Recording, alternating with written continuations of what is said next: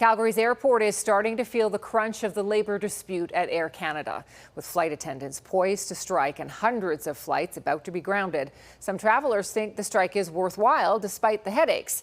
Calgary-based WestJet has also announced it's preparing to add staff and aircraft in response.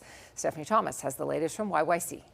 Calgary air travelers spent most of Friday watching flight status boards and refreshing their emails, waiting for word if their Air Canada flights would be cancelled. I was watching it on my phone, the news coverage of it, and whether my flight would be cancelled or not. My wife is pregnant, she has a disease, she needs some medication adjusted, so it might be critical.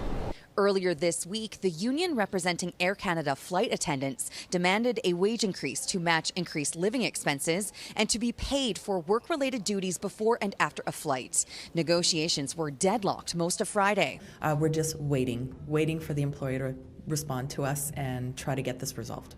The union has rejected binding arbitration and wants an agreement to come from the bargaining table. A survey paid for by the affected flight attendants union found a majority of Canadians support their side at 59%, with just 12% sympathizing with the airline. It also found that nearly 9 out of 10 Canadians agreed flight attendants should be paid for duties performed outside the aircraft.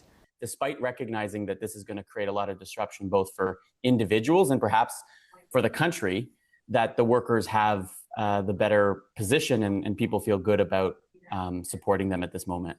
I think that it's fair to say that they should want and expect to get paid from the minute they're expected to be on duty. So I agree with that. It's unfortunate. I do feel like not getting paid for the hours they're working before, like the actual flight, is kind of strange to me.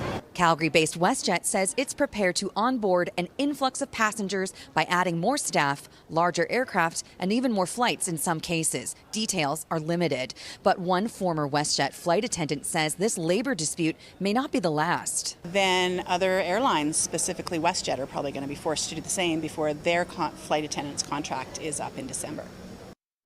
And Stephanie joins us from the airport tonight. Okay, so Stephanie, if you have an Air Canada flight booked in the next few days, what should you be expecting to see? Tara, according to Air Canada's website, you can expect to receive a text message or an email about your affected departure before it takes off. Now, if you don't receive a notification directly from the airline, then check with the person who made the booking. As well, if you booked with an online agency or a travel agency, work with them because they'll also be able to help you in the event of your flight being canceled. Now, the airline does say that it will do its best to rebook the next available flight, but admits that it is also the busy summer travel season and that spaces may be limited. So Air Canada says that a refund is also an option. But one air passenger rights expert I spoke with tells me that travelers should be cautious if they take a refund, because if you still need to travel, new travel plans may be harder to find and may become more expensive due to increased demand. Tara. Okay, good information, Stephanie. Thank you.